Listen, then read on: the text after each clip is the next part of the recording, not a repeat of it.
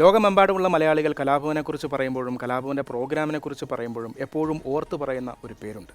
കലാഭവൻ്റെ ശില്പിയായ father Abel, ഞങ്ങളുടെയൊക്കെ സ്വന്തം ആബേലച്ചൻ.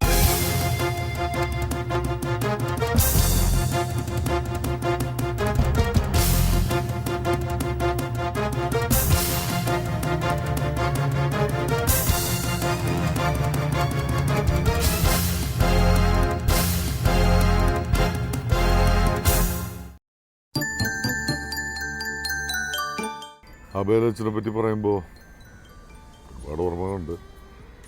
പക്ഷെ അച്ഛനെ പറ്റി പറയുമ്പോൾ എനിക്ക് പറയാൻ ആദ്യം തോന്നുന്നത്, ഏതൊരു കലാകാരനും ഒരു തുടക്കം കുറിക്കാൻ ഇത്രയും ഐശ്വര്യമുള്ള ഒരു മണ്ണ്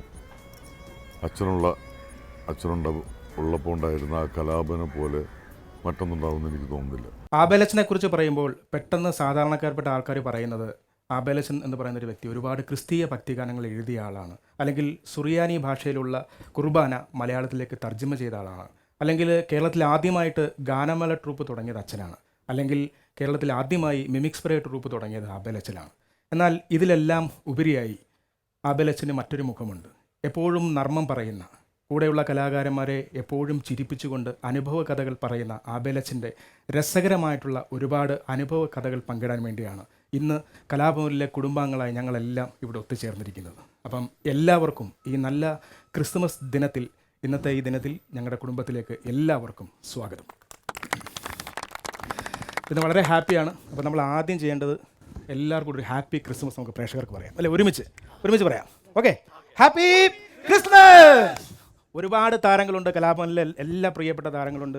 അൻസാറൊക്കെ ഉണ്ട്, ജാഫറൊക്കെ ഉണ്ട്, തെസ്നിഖാൻ, സിനാജ്, അതുപോലെ സായൻ ചേട്ടൻ, ജോഷി, വിശ്വൻ, ജയകുമാർ ഒറ്റത്ത്, ഇവിടെ പ്രസാദ് ചേട്ടൻ, റഹ്മാനക്ക, നാരായണൻകുട്ടി ചേട്ടൻ, ഹനീഫിക്ക, നൗഷാദക്ക, ജിമ്മി ചേട്ടൻ, സരിക, ജയൻ ചേട്ടൻ, സജീവട്ടൻ, ഇത്രയും പേരാണ് ഇരിക്കുന്നത്. ഒരുപാട് വിഭവങ്ങൾ ഞങ്ങൾ അങ്ങോട്ട് ഒരുക്കുകയാണ്. അപ്പോൾ ആദ്യം സാധാരണപ്പെട്ട ഒരാൾ ആബേലച്ചനെ കുറിച്ച് ചോദിക്കുന്നത്, ആ ചോദ്യം ഞാൻ പ്രസാദിലേക്കൊന്ന് വരികയാണ്. കാര്യം ആബേലച്ചൻ എന്ന് പറയുന്ന ഒരു വ്യക്തി, അദ്ദേഹം ഒരു വൈദികനാണ്, ഒരുപാട് ക്രിസ്തീയ ഭക്തിഗാനമൊക്കെ എഴുതിയ ആളാണ്. ഇദ്ദേഹം എങ്ങനെയാണ് മിമിക്സ് പരേഡ് എന്ന് പറയുന്ന ഒരു കോമഡി പ്രോഗ്രാമിന് തുടക്കം ഇട്ടത് എങ്ങനെയാണ്? അച്ഛൻ നല്ലൊരു കോമഡി ആസ്വാദകനാണ്. അത് മാത്രമല്ല, അച്ഛൻ്റെ കൂടെ യാത്ര ചെയ്യുമ്പോൾ അച്ഛനിങ്ങനെ നമ്മൾ പറയുന്ന പോലെ ഈ കോമഡി വാരി വിതർന്നു എന്ന് പറയുന്ന പോലെ തന്നെ ഇങ്ങനെ കൗണ്ടർ അടിച്ചുകൊണ്ടിരിക്കുന്ന ഒരാളാണ്.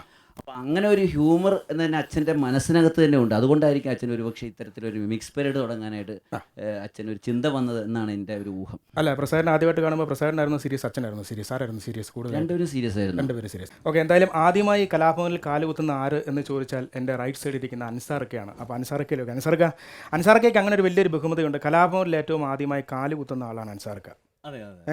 ആബേലച്ചൻ്റെ കൂടെ യാത്ര ചെയ്ത് ഒരുപാട് യാത്ര ചെയ്ത ആളാണ്. അതെ. അപ്പോൾ പറയാം, തുടങ്ങാം. ഞാൻ ആദ്യമായിട്ട് കലാഭവനിൽ വരുന്നത് ഏതാണ്ട് പ്രീ ഡിഗ്രി പഠിക്കുന്ന സമയത്താണ്. അത് 76-77 കാലഘട്ടത്തിലാണ്. ആൾക്കാർ വെറുതെ പ്രായമൊക്കെ കൂട്ടും, അതൊന്നും വേണ്ട അല്ലേ?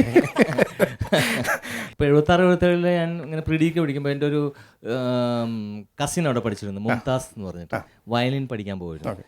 അപ്പോൾ ഞാനന്ന് കൊച്ചു നടന്മാരെയൊക്കെ കാണിക്കുന്ന ഒരു കാലഘട്ടമാണ്. അപ്പോൾ അച്ഛൻ പറഞ്ഞു, ഇയാളും ഇങ്ങനെ മിമിക്രിയൊക്കെ കാണിക്കുമെന്ന് പറഞ്ഞു. ഞാൻ കാണിക്കും, നടന്മാരെയൊക്കെ കാണിക്കുമോ? അപ്പം ഞാൻ പറഞ്ഞ സുധീർ, പ്രേം നസീർ ഇങ്ങനെയൊക്കെ പറഞ്ഞു. അപ്പോൾ അത് ശരി, എല്ലാ അച്ഛൻ മൂളിക്ക് കിട്ടും. പിന്നെ അറിയുന്ന അച്ഛൻ ആരും അറിയില്ലായിരുന്നു, ഈ നടന്മാരെയൊന്നും അച്ഛൻ അറിയില്ലായിരുന്നു.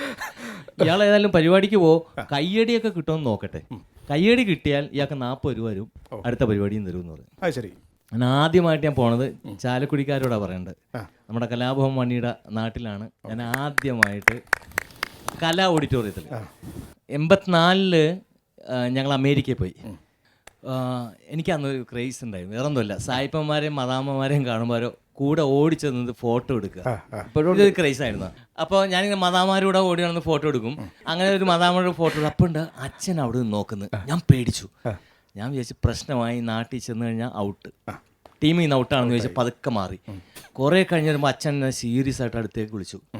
അപ്പോൾ സീരിയസ് ആയിട്ട് എന്നെ അടുത്തേക്ക് വിളിച്ചപ്പോൾ ഞാൻ വിചാരിച്ച് പോയി, നാട്ടിലെത്തിക്കഴിഞ്ഞാൽ ഇനി അൻസാർ പരിപാടിക്ക് വരണ്ട, കാരണം കണ്ട മദാമാരുടെ കൂടെ മുഴുവൻ ഫോട്ടോ എടുക്കുന്നവരല്ലേ, ഇനി വരണ്ടെന്ന് പറയുമെന്ന്. അച്ഛൻ സീരിയസ് ആയിട്ട് വിളിച്ചിട്ട് പറയാം, അൻസാറേ തനിക്ക് പറ്റിയൊരു മദാമതാ പോകുന്നു, പോയി ഫോട്ടോ എടുത്തോന്നു. ഓക്കെ.